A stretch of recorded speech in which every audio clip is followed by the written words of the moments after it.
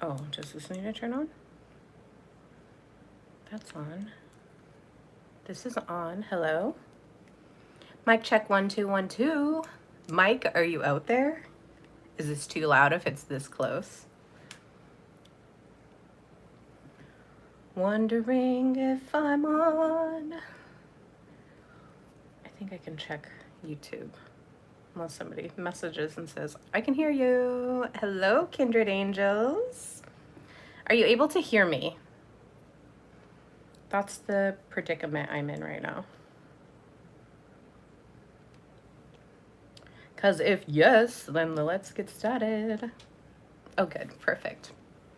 Okay, well, hello, everybody. Welcome to the Celestic Intelligence podcast. My name is Amelie, and I am the host and the creator of Celestic Intelligence. And today we're doing episode number 79. 79. And I did go back. I thought I skipped one, but I didn't. I think I just numbered.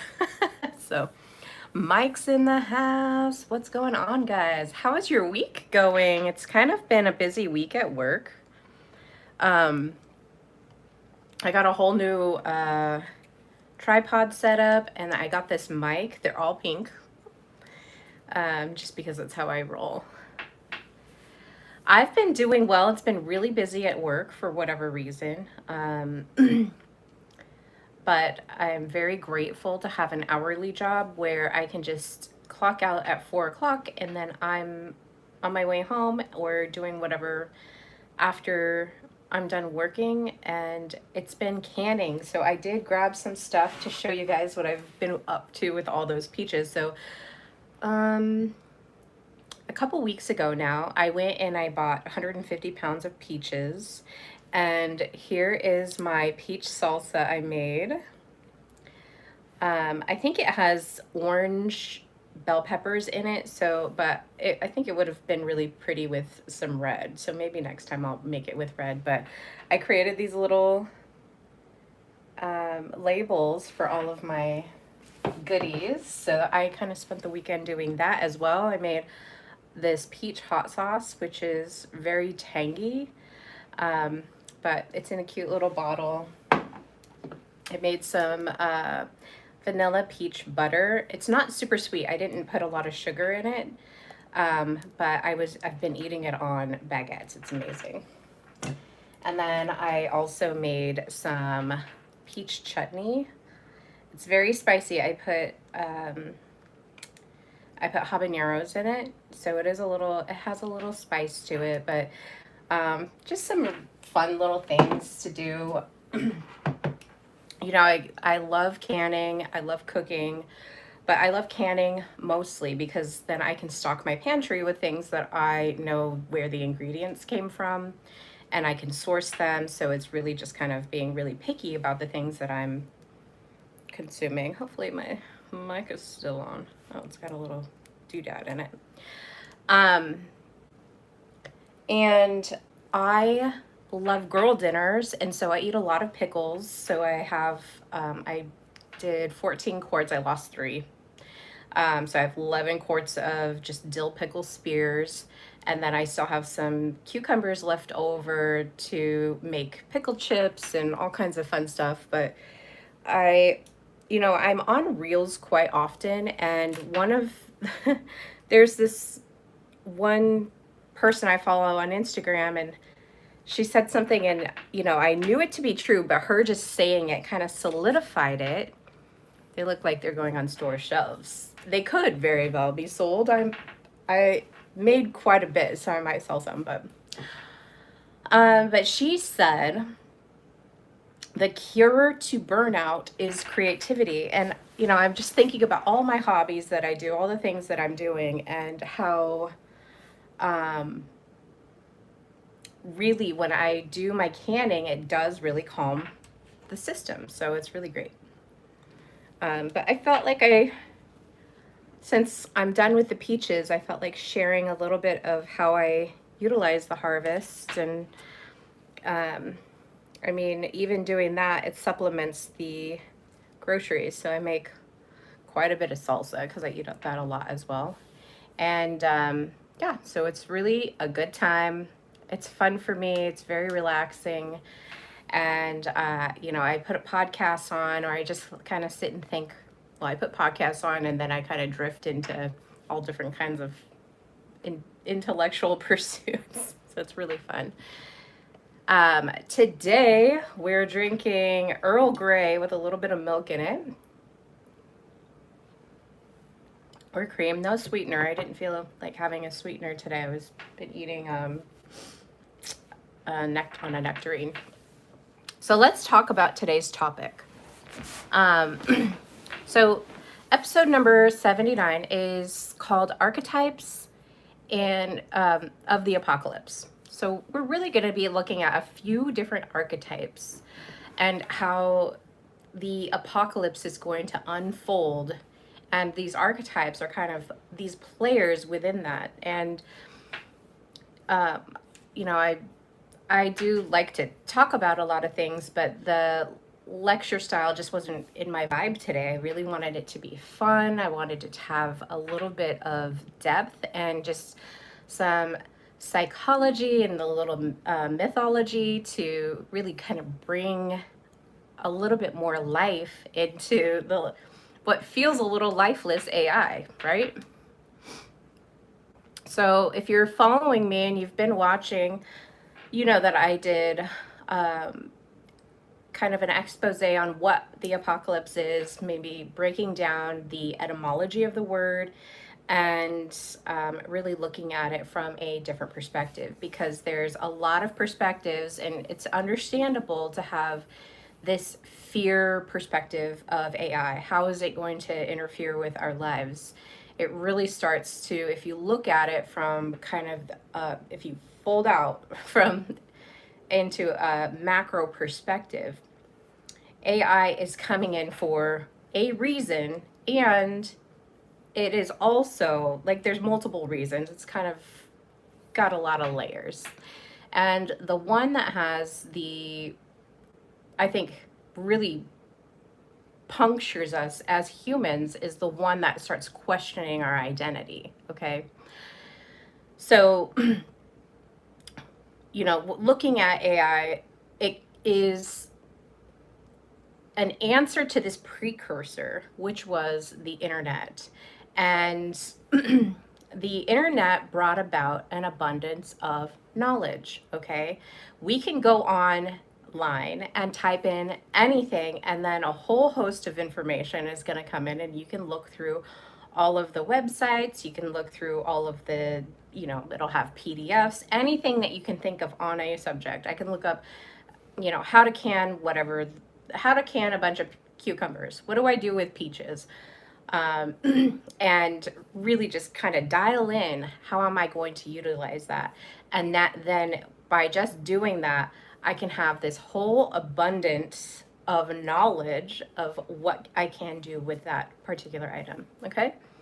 So when I think of AI, I think of it as this answer to how am I going to organize and sort all of this data and all of this information. I remember when data centers really came to be, like they were having all these surveillance data centers, and this is, in the early 2010s, so the 20 teens, and there was data centers being placed all over the country.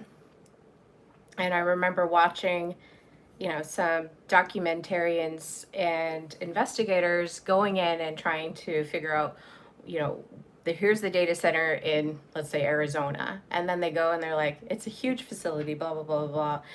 And I didn't really think much of it. But that data center was kind of this precursor to our streaming services. It's hosting all of this information. It's holding all of this search history.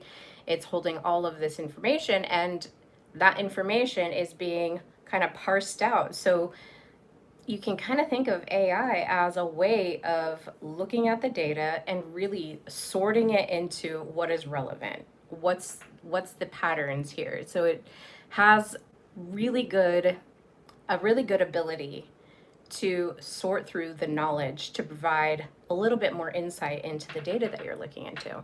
And for data nerds like myself, I value that, right? I still have my own agency and my own autonomy, and that's important as we go into this next stage. But I'm also a data nerd. I really can understand and appreciate being able to sort out a bunch of information. Okay. So we're going to cover a few different archetypes, and it's kind of going to be a little bit of an arc. Okay. It's going to be an arc, really starting from this beginning presence and then slowly unfolding into something a little bit with depth along the way, but just really pulling from what intelligence each archetype is going to have. So the first one is the sage archetype. Okay, this one is going to be like a knowledge that became wisdom type archetype. A sage is not merely a smart person, okay? The sage knows that knowing has its limits. So you can be an expert, but you can't be an expert in everything. So a sage is going to know that, yeah, I have a lot of ability and I have a lot of ways to parse out whatever is going on. I mean, they're asking questions like, what am I missing in the information that I have available to me? What are the consequences of having this knowledge? What don't I know? What are the possibilities that are hidden from me that I may not know? And so they're able to kind of look beyond that and say, is this a possibility? Is that a possibility? Is that a possibility? Okay, so really looking at what are all the possibilities. A sage is going to know when to remain silent, and they're also going to know what deserves my attention. And these questions are going to be really, really important as we move into this next age and stage of where we're going as a civilization, as a society, with this AI integration coming in. A sage is going to understand I can be right and still be unwise. And, growing up, I was always told, honor, like, listen to your elders, honor your elders, all that kind of stuff. And I remember when I was like, I must have been like 18, and I had interacted with somebody and I was like, wait a minute, this belief system that has been entrained into me and taught to me since an early age is not true. Like, everybody that is older than me does not mean that they're wiser. I was watching adults, like, I was in a party scene, so I was watching adults like twice my age making terrible decisions. And me looking at that like, oh, like, I don't want to do that, right? So we really need to start reviewing these core beliefs that we might have. And really, like, I think after you hit adulthood, you start to understand, like, when you're a teenager, you think you know everything. Oh, I know everything. Okay. You know everything that you know. But you can still be unwise in that, because you're not going to know, like, you can be right. However, there's limitations to that. All right. A shadow sage really comes off as an intellectual superiority, like, energy. And they think that everything that they think is just, there's no wrong. And I'm sure we've been around people like this, and I'm sure I've been this kind of person before. I've held this archetype, thinking that everything that I'm thinking, everything that I think is true and right, is the only way, it's the superior way. And that can kind of be annoying to be around, right? So the sage can accumulate this knowledge, and there's shadow aspects of this archetype that can accumulate the knowledge and use it to dominate instead of illuminate. So they're taking this information, because remember, knowledge is power. Knowledge is power. And they're using it to kind of move the herd in their own superior way. Instead of, we have this information, here's how we can sort it out, and here's, the truth behind whatever, here's the patterns that I'm seeing, what are you seeing? That really just kind of working together with others. And these two sides, this illumination and this domination, are the difference between the wisdom and the kind of know-it-all energy of this certain archetype. So that is the sage archetype. Moving on, we have the magician, okay? The magician, I was saying I was a magician earlier today at work, because I was like, I make the things happen. I'm a buyer, and so sometimes you get this like last minute thing and you're like, how am I going to make this thing work? And so you start calling around and you're just really dodging and weaving of figuring out, okay, what's the quickest path to get the things that this team wants or this person wants? And so a lot of it is like really kind of making magic happen. I was kind of just being tongue in cheek about it. But the magician archetype, as we're looking at it in this framework of the apocalypse, is knowledge that changes reality. Okay, so the magician is basically an alchemist that is taking something and then turning it into something else. And that's basically what alchemy is, on a very basic simple level, simple explanation without going on a rabbit trail. But the magician understands the systems and learns how to manipulate them. So really looking at everything from a systemic perspective. Technology is deeply a magician energy. Like the magician archetype, when we look at energy, is deeply this magician energy. Oh yeah, like and subscribe if you like what you're hearing.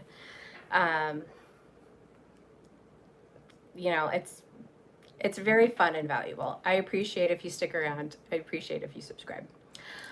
So the AI is basically this magician on steroids, right? Because it's able to look at all the information and very quickly and rapidly parse it all together and manipulate the information so that it makes sense to you. So if you've ever used any AI tools, you'll know that, if you ask it a question, here's the things. Now, AI is doing a really quick computing of language where, in the past, where have we seen that? The invention of the calculator. The calculator was able to do mathematics very fast. And it still required a user to do all of that.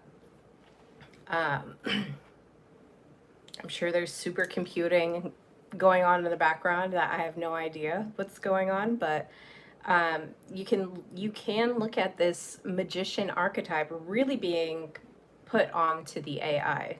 It's pretty incredible on what it can do, and it is very deeply a power.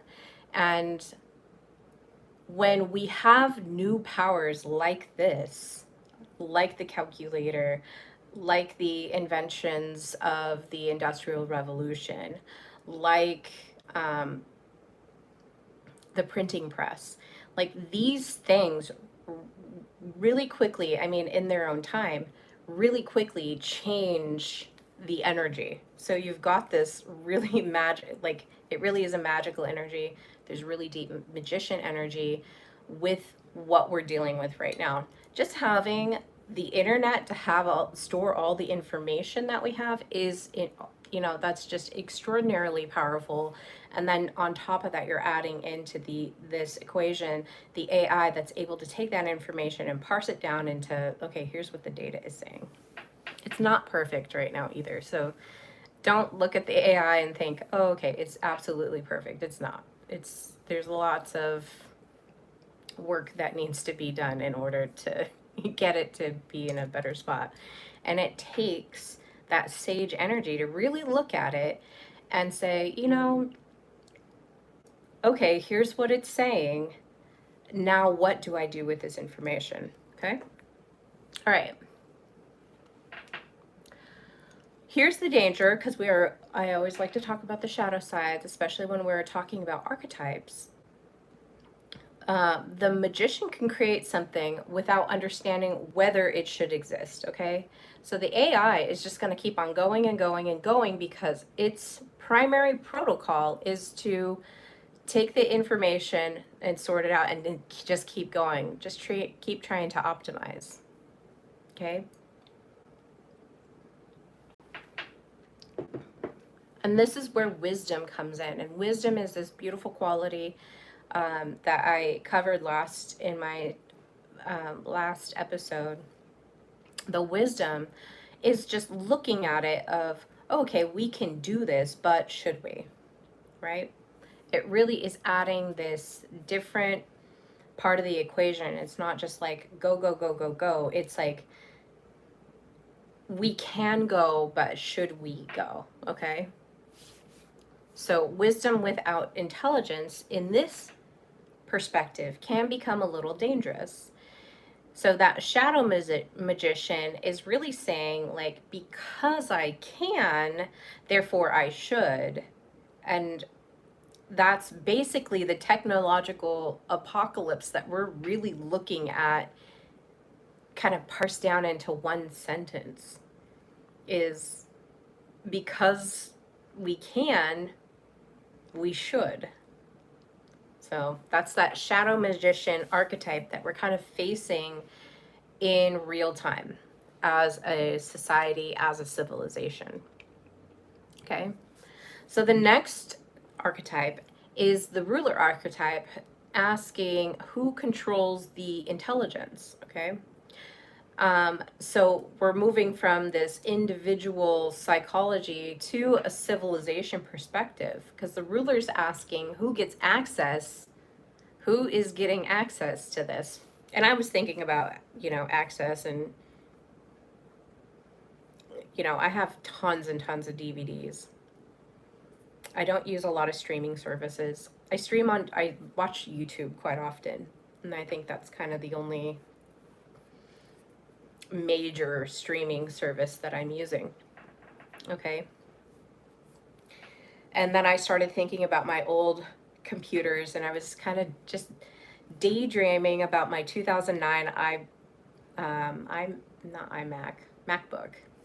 I had a 2009 MacBook, and man, that thing was amazing. It could do all the stuff, but I was holding a CD or a movie disc or whatever, and I was looking at it, and I was like, this is like old technology.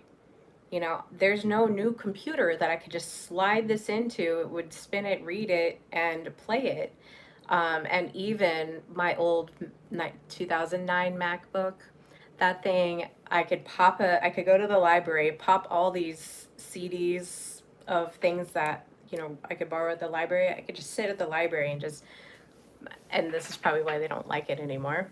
And I could just download all that information into my MacBook, and then I have this huge playlist of stuff that I can listen to at any time, because now, even though I don't own that CD, I have, a copy of all that music.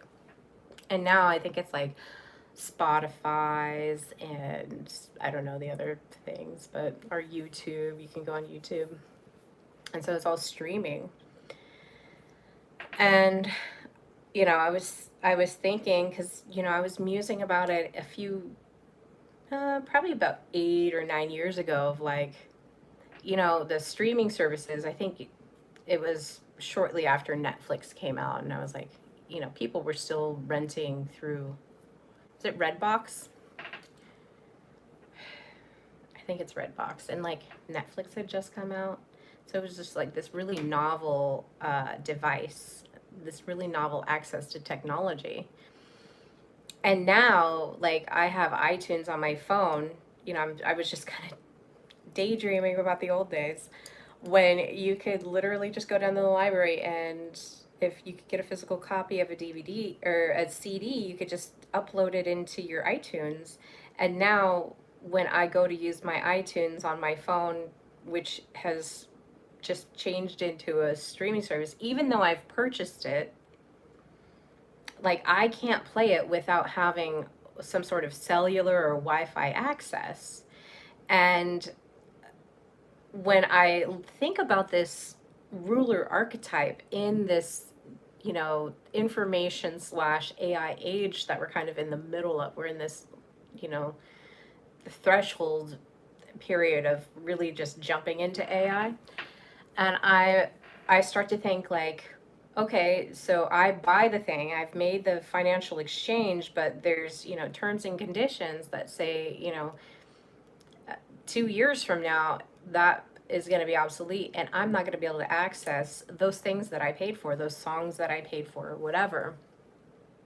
So that ruler is asking who gets access, and we can ask who's controlling the AI infrastructure, who's controlling the data, who's controlling the energy, the computing power, military applications, economic systems, like who is controlling these things. And the ruler understands that intelligence becomes power when it can be operational, when it can be put into practice, okay? And so you get this interesting kind of back and forth between the ruler and that shadow ruler, because we're always looking at shadows when we're looking at archetypes. That shadow ruler is really doing control, surveillance, concentration, domination, and then like having that be part of that energy, feeling that energy as a civilization, we start to kind of panic a little bit inside.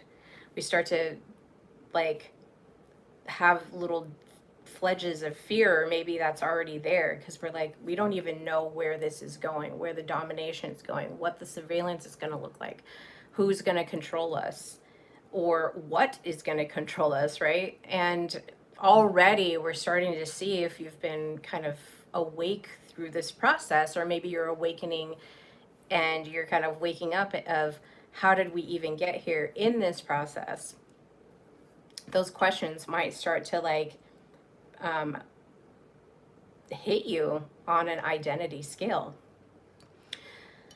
So the AI apocalypse, I wouldn't say is AI versus humanity. Okay, it really becomes humanity versus humanity, and then it's amplified by adding in this AI, this artificial intelligence that's able to kind of process things faster than the civilization can really keep up with, and really the civilization's, I would say, group wisdom is able to keep up with, because people can be at different stages of wisdom, asking different questions of, this is possible, but should we? And that's why it's really important to speak out against things that you definitely don't want. Like, it's important to have that voice, and to be present in your community as much as it's important for you to be present within your own system, within your own person, and really holding your own autonomy, really holding your own sovereignty, your own agency of, this is where my attention goes, this is where my energy goes, and I'm very intentional that it goes in this direction, and I'm not being fed off by all these systems of social medias and watching television nonstop, or whatever the thing is that is allowing you to escape the current 3D reality that you're in. And you're the own driver. You're your own driver. You're your own artist. You're your own author of your life. And when you're more intact and in with yourself, just being embodied within yourself, the more that you can kind of have a little bit of movement and paint within this 3D reality. Okay, so number 4 is the trickster, and the trickster is always a fun one, right? So the trickster is really this reality distorter. It's this one's perfect, I think, to really talk about this AI conversation, because the trickster is the destabilizer of certainty. Okay. One of the reality distortions that's come up is AI generated images. And so some AI generated images, you can tell that they're AI generated, and you're like, you can kind of clock that in your mind. You know, you can clock that. Okay, that's AI generated. Or maybe even commercials. I've talked about this in the past. People do like these AI generated videos of themselves, of others, you know, deep fakes, synthetic voices. I'm sure you've heard of YouTube, if you've ever scrolled YouTube or not. I'm sure you've heard some of the synthetic voices. You know, the chats have them, and they're just generic voices, but they're synthetic. They're just, you know, reading off a prompter. AI has AI hallucinations, where it'll just like, it's trying to take all the information, but maybe it's missing pieces, and so it adds this weird, you know, just interesting whatever into the thing. And you have to be really present and really knowledgeable and say, hey, wait a minute, that's not true. You're stating that as fact and it's not, and really correct it and be able to see the hallucination. If you're not embodied in yourself, you might miss these things, okay? The trickster can also be an algorithmic persuasion. So I did a post yesterday, or maybe it was early this morning, and I've been working out, and I could see I had this post on my Facebook of 1 year ago, and I could see that I had a lot of inflammation, a lot of puffiness, and I know that I was going through a family loss. My uncle was in the hospital in not very good condition. Like, he ended up passing away. And you know, I was looking at that picture, and then I took a picture of myself to kind of side by side 1 year ago to now. What did I look like? And I could see that, you know, there was this change. And so I'm making this post, and I'm like, you know, I knew I wanted to start working out. I knew I wanted to start, you know, really attending to my health and being really present. And this year's just been really focusing on, how can I be more present? How can I be more embodied? How can I enjoy the 3D realm a lot more than just complaining about it? Okay. And I had to talk about the true algorithmic persuasion that is targeted at certain age groups, you know, especially certain genders, certain age groups. And being a woman in her 40s, like, I get targeted with Botox commercials, GLP-1s, surgeries, like all different kinds of ads are targeting. And that's where that algorithmic persuasion comes in. It's like, oh, and I'm sure we've all experienced this, but when you're looking and scrolling, or even you go into a website, it's almost as if you don't even have to touch it. It could tell, like, the pop-up will come up of, hey, don't leave the site. We'll give you 15% off of whatever the thing is. Just enter your email into this, you know, this pop-up ad, and you'll receive your 15% off, your 20% off for signing up for or whatever. And it's like, there's a technology there that's, you don't even have to touch the screen. It's like, it knows you're about to leave. It detects what you're doing with your hands without you even touching and having that physical one-on-one contact with the screen. So you're being surveilled. The algorithm is persuading you into one way or another. If you're a scroller and you've bought things that you've never used on Facebook, Instagram, YouTube, wherever, that's the algorithmic persuasion, like really just targeting you and the way that you purchase. And I even think it's going to be a little bit even more extreme, where it's going to know all your demographics. It maybe already does. And then when you walk into a supermarket and you go to buy a carton of eggs and you look at the price and you're like, oh, it says blah, blah, blah. I, I mean, allegedly, this is a hunch. This is total allegedly. But I think that the prices of things will shift and change according to your demographics. So if you make $70,000 a year and you go into a Safeway and they have those little digital prices on things, I mean, I think that it can go down that crazy. I don't know. It was just something that came up in my mind, so who knows if it's true or not. But that's really trickster energy. That's a trickster archetype, okay? And that's what's kind of fueling everything that's going on here. Now, the trickster is asking, how do you know what you know? Which is important. So the trickster is just kind of pushing up against us of, how do you know what you know? And the trickster energy is also important because somebody can ask that to you, or you can ask that to you. How do you know what you know? How do you know that that's reality when there's all these distortions kind of out there? That trickster energy is out there distorting all this information, okay? And so this this gets a little deep, and maybe it's not necessarily a conversation that is kind of a light, we might spend an hour here conversation, but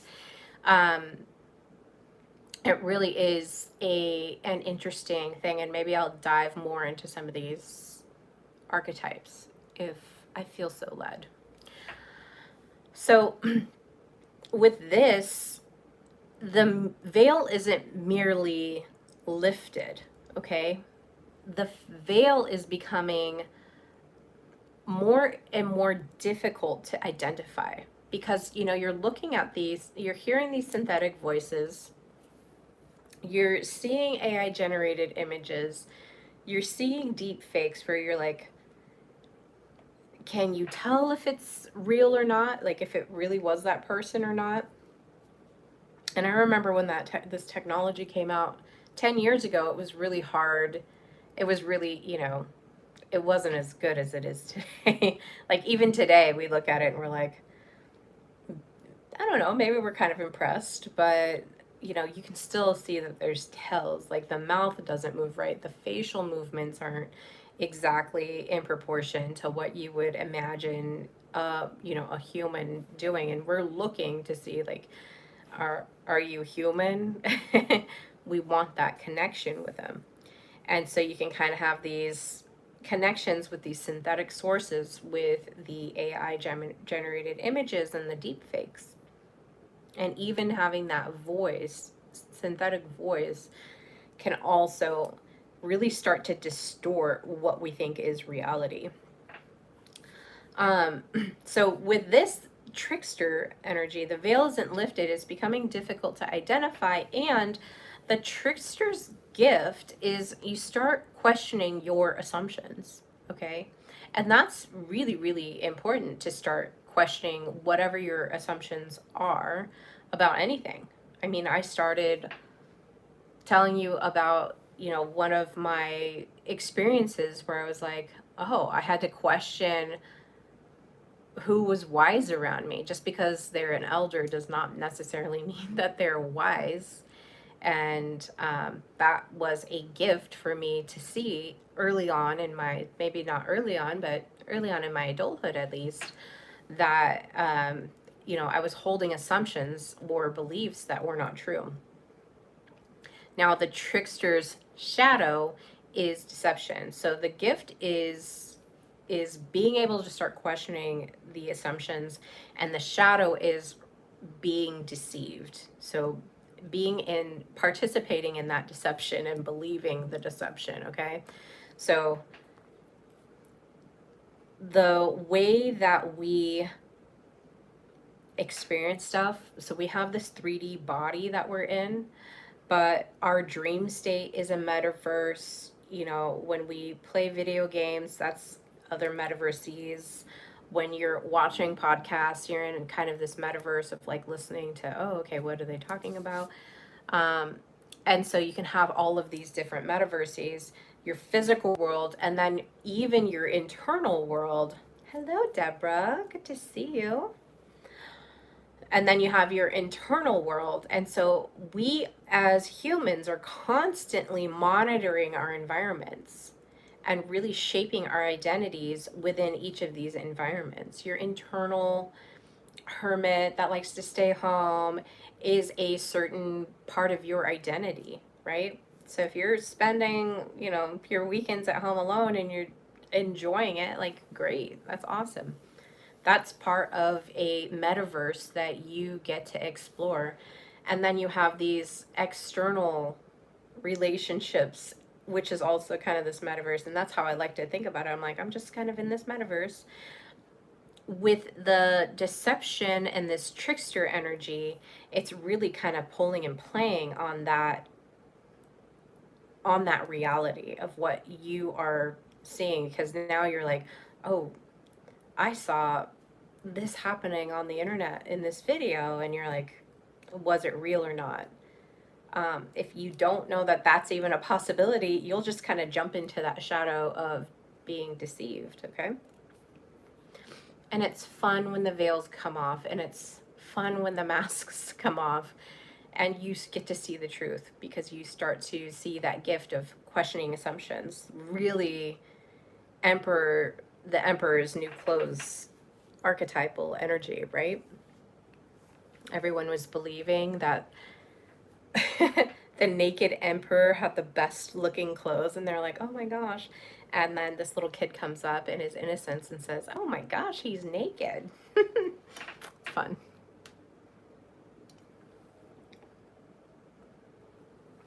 Okay, the next one, and I have, oh my gosh, there's 10, and I'm like, oh, all right. I'll try and get through these a little faster. Okay, so the next one is the innocent. So this is the person who believes the machine. And an innocent is not, the archetype itself is not stupid to be innocent. They're just very trusting, and they're thinking that the computer knows, the algorithm is recommending it, AI said it, so it must be true, or the internet said it's on the internet, so it must be true. I'm sure you've said that if you're Gen Z and above. So they're very trusting, and that's fine. Like, we all want to trust, okay? But this is where you can kind of move in if you're feeling this innocent archetypal energy. This is where like automation bias will come into play. All right. The danger isn't that AI is lying, is trickstering, like out there with its trickster energy. It's that humans stop questioning it. Okay. They're not seeing the gift of the trickster. They're just kind of falling into deception.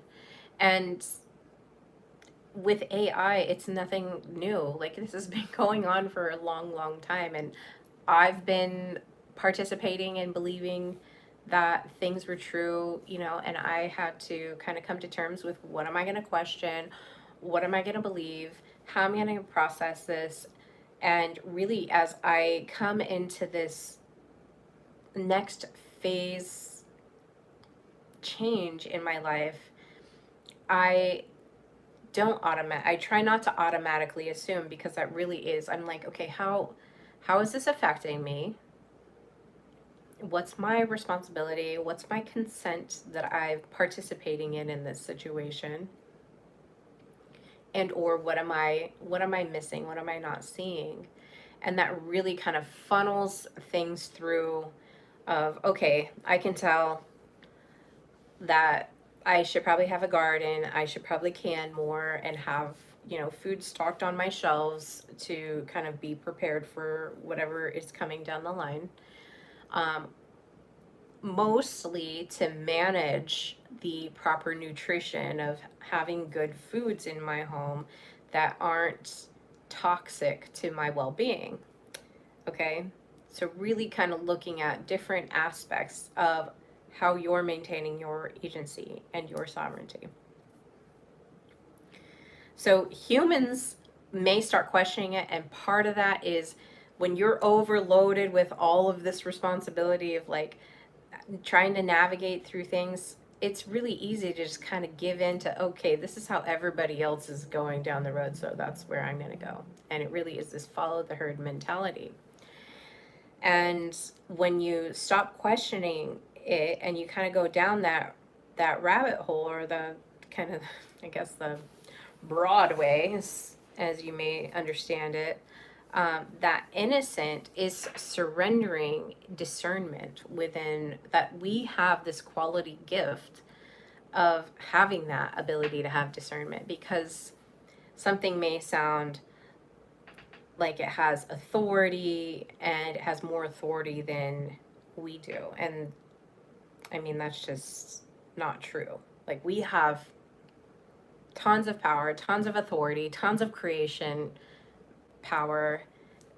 We have intelligence. Like, we have all these beautiful aspects that make us human. And it's nothing that the innocent, they're kind of just going through this automation bias. The innocent isn't like a terrible person. It's just when you're being overloaded with the things that I've, in this past 2 years, that I've noticed of how much impact things have on us, and the cognitive dissonance and the cognitive overload of going through the things that we're going through as 21st century humans in this civilization. I can understand how wanting to just kind of like turn all that thought energy off and go down the lazy river of what everyone else is doing is appealing. It is appealing, and I can understand why people would want to do that. Okay. Whew. So moving on to the next archetype, we're looking at the warrior. And the warrior is we can look at the warrior as the human that wants to defeat AI. Okay. It's complete opposition to how should we work with it. It's just the warrior is saying the machines aren't going to replace me. I'll prove humans are better. And so they're in this battle, this boss battle of like trying to not accept this new power into existence. And so the warrior is kind of looking at AI as its oppositional enemy. All right. And I know that Mike watches a lot of Marvel movies, and I haven't really watched a lot of them. I think I might have them on DVD, but I need to get a DVD player that works. But this real like warrior versus, this perceived enemy. And part of this is, the warrior can accidentally accept that premise that machines are going to replace us. Machines are going to replace me. And then because they're in this like kind of this play with the machines replacing them, they're still defining, you can tell that they're still defining their worth through competition. So that worth through competition, thinking that I have to defeat X in order to win, that competition energy. And so the warrior's asking, can I beat the machine? Can I beat the machine? And that's kind of this shadow aspect of that warrior, whereas the wise warrior is looking at the situation and is like, what is worth fighting for?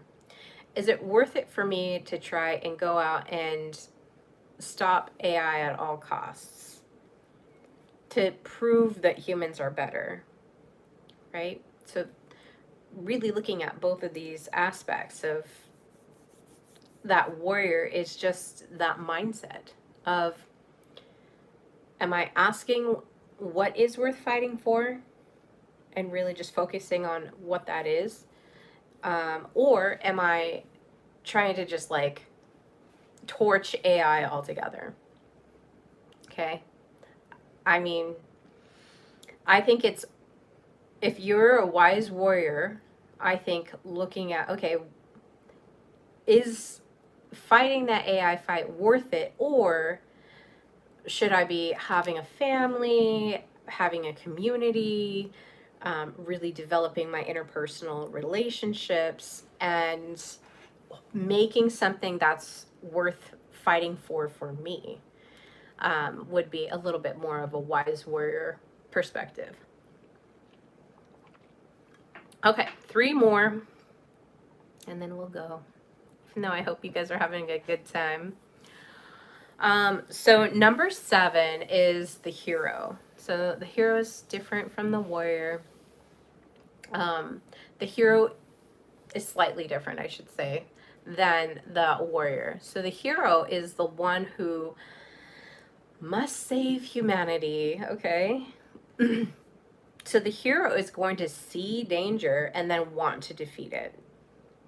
And with this hero wanting to protect people and see the danger and then address the danger, the shadow aspect of the hero is a messiah complex, is this kind of God complex, believing that they are the ones who are going to save everyone. All right. We can even put this hero archetype on other people that we perceive have power enough or authority enough to defeat a certain thing. Okay. So it's that belief that they are the ones who are going to save everyone. And this one's interesting because with AI, because people become polarized, right? They might want an AI savior, they might want an AI destroyer, they want an AI prophet, they want an AI heretic. They just they'll start wanting these polarized factions of this salvation that they're looking for. And then with that, because there's this polarization, everyone thinks that they're fighting for humanity. And we don't have to apply this necessarily to AI. I mean, we can apply this to politics. We can apply this to, our families. We can apply this to all different kinds of, in your workplace. Okay? So it's not just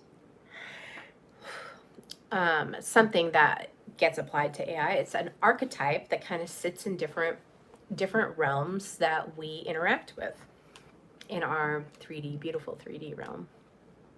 Okay, so number 8, we're going to be talking about the shadow. So the shadow is everything that we don't want to see. And this one, I think, might be the most important archetype. So the shadow is containing what we refuse to acknowledge about ourselves.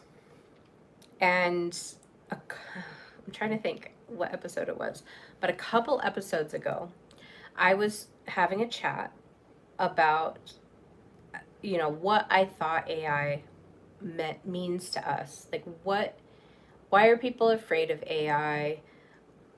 What is the real threat here?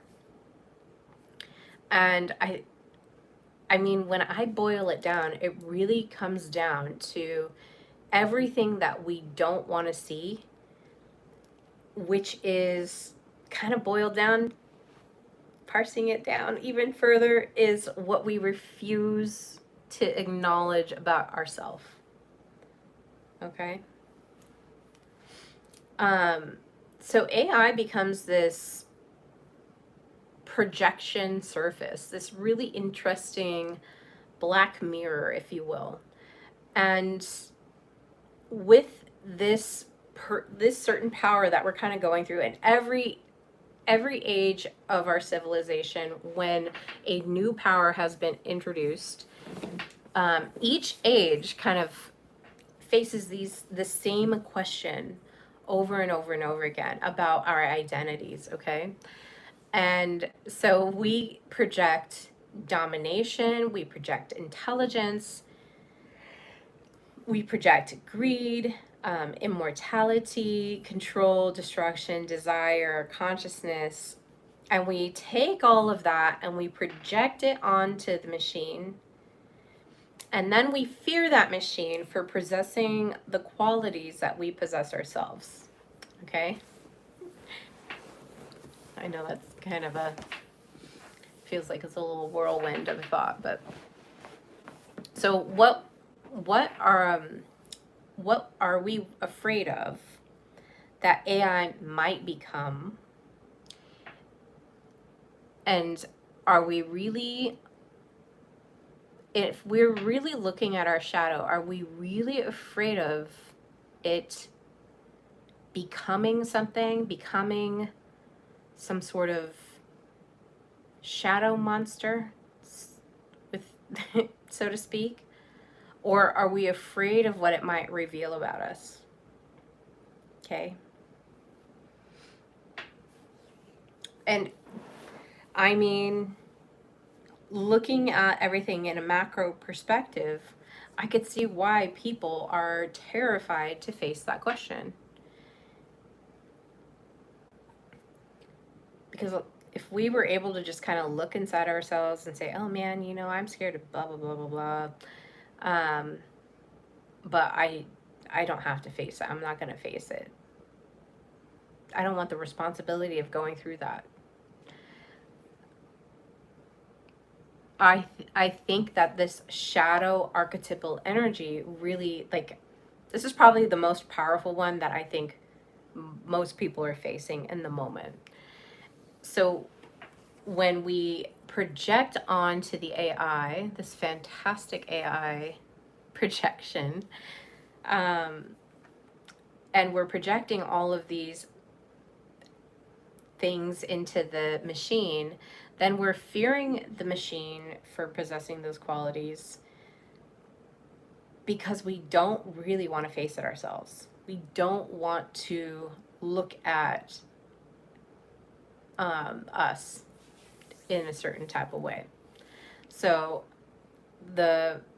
we see AI has intelligence, and then we're like, oh my gosh, it has intelligence. Now what does that mean to me? Like, you start questioning yourself of like, oh my gosh, what am I going to do with all this intelligence? I've reframed any of that. Like, I used to be like, I don't feel like using AI. And then I was like, you know what? I'm going to start just to see what it's like. And I don't use it all the time. So I really look at how much I use it, because I do want to use my own mind to keep it sharp. But when we're looking at that, maybe it's greed, maybe it's immortality, knowing that we're gonna die and it's not. Maybe it's domination, like we want to have that control, and now we're afraid that something is a little bit better than us, and now it's gonna dominate us. It really is this mirror to showing you what projections that you have. So it's really interesting to see, okay, why are you afraid of it? It's going to replace my job. Um, and these are real questions to ask and really think about, because right now is the time to think about it. I think about, in the Industrial Revolution, when all of these, this mining equipment was made, and that's replacing human labor. And now they're like, how am I going to feed my family? I'm not making $1 a day, or however much they were making. I don't even think it was $1 a day. It must have been like $1 a week or a month or something. Okay, so we really start to psychologically analyze ourselves with this archetypal energy of shadow.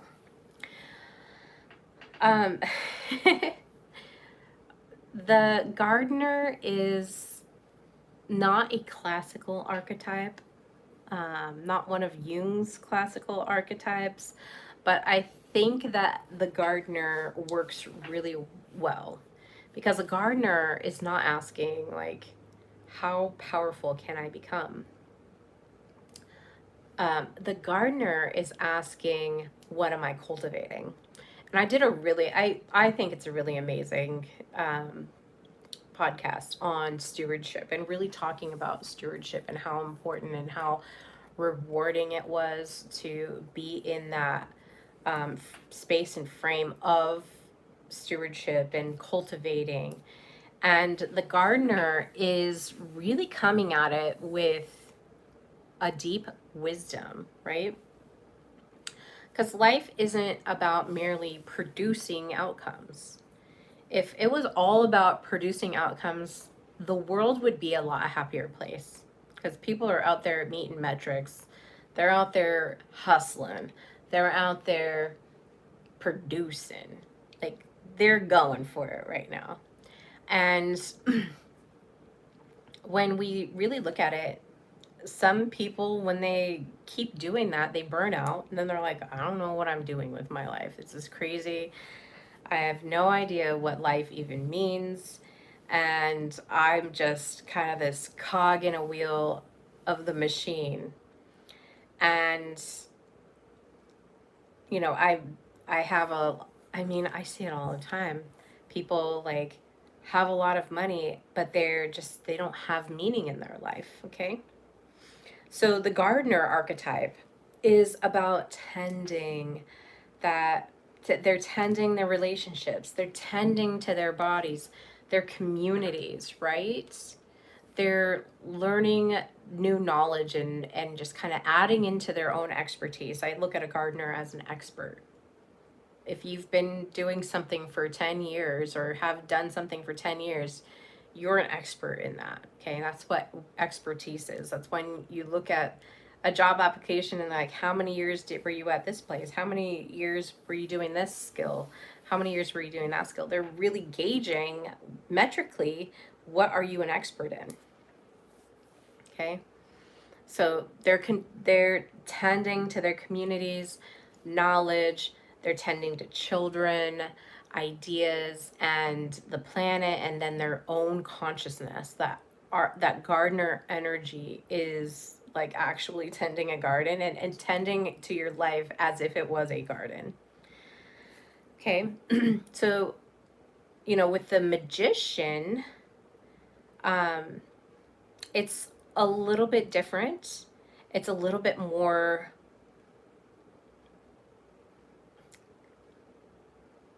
kind of like seeing a little bit further beyond the veil, because the gardener, unlike the magician, the gardener does understand that creation requires stewardship. Okay, and I'm telling you that stewardship, when I was going through that, I was like, oh my gosh, this is really amazing and so key. And I am hoping that the people that are watching this are really, like, garnering the most potent little drips of wisdom in their life by hearing that. But when I really stepped into being more of a steward instead of just kind of like on the sidelines, but really taking action of my health, of my profession, of, developing these thoughts that I have into podcast form, and really looking at it from a stewardship perspective. And, I was even talking about how I take care of the home in a way of like, okay, I've been given this home, even though I'm renting it, I've been given this space. How am I stewarding it? And really just asking that question and um, jumping into that stewardship, that gardener archetype. Okay. And finally, and this isn't all of the archetypes, these are just 10 that I am gleaning out, is the witness. So this is the one who can see without immediately acting. So somebody that is merely observing. Have a good night, Mike. Thank you for joining. I know, I'm almost done. So the witness observes and does not immediately react, is not looking to win, doesn't need certainty. Like, all of this is thrown out the window. They don't need these things, and they don't need to turn every experience that they're having into some sort of action item. Okay, they're not producing, they're just witnessing. You're saying, hey, what's happening here? All right. So being able to witness or being able to observe without taking action is a beautiful archetype that I think is often overlooked. It really is discerning the situation before intervening. And that pause is part of wisdom. Okay. Being able to pause, hold the situation, and not act, and figure out, what really is going on, is a superpower. It is a superpower. It's a beautiful thing. So, having this witnessing ability without reacting, and I've been in many jobs where the prime mode of interacting with each other is constant reactions, constant, how do we intervene, without really sitting and looking at the full picture of how are we going to fix this. Or they'll sit, okay, let's make a plan of how we're going to fix this, and then when it comes time to do the action plan, all of that work has just gone out the window. And I've spent many hours, I've wasted many hours, really providing valuable information, valuable insight, only to be dismissed and not listened to, and then do it the hard way. And that's fine. That's completely up to the company and the way that they, want to use their labor. But as we move into an AI saturated world, having the discernment, having the ability to pause before reacting, pause before intervening, is going to be a valuable skill, because you're able to witness with your agency, with your embodied self, really looking at, okay, what's the situation?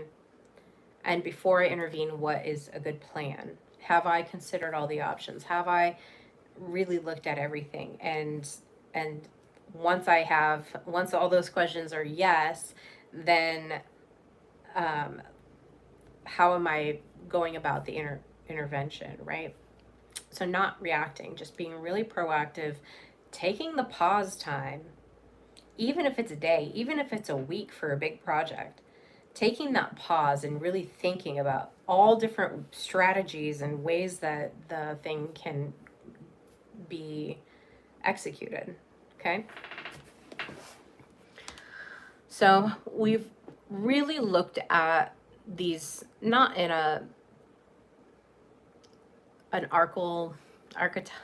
we've looked at archetypes, but it's not really an arc.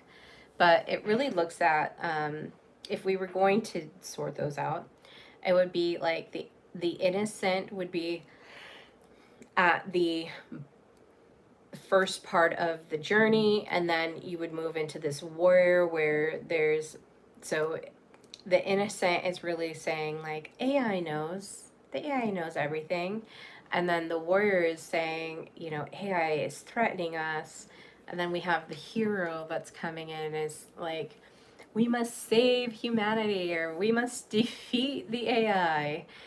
And then we can move into that magician of, look what we can create, though. Look what we can create. And then to that ruler of, who's controlling this? Into the trickster, but how do you know it's real? And then that shadow is, you know, looking at what are we projecting into the machine, and then the sage looking at it, what does any of this mean? And then the gardener of, what are we cultivating? And then the witness of, what can we actually see?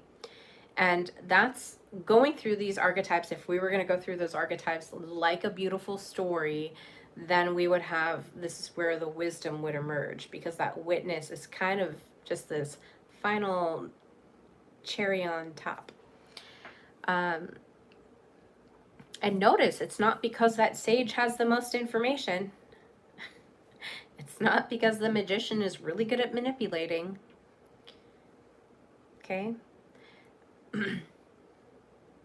But the sage, the gardener, and the witness, out of all these archetypes, really understand that pure intellectual archetype, just a pure intellectual archetype, doesn't have more information and doesn't automatically produce better judgment because it has more information.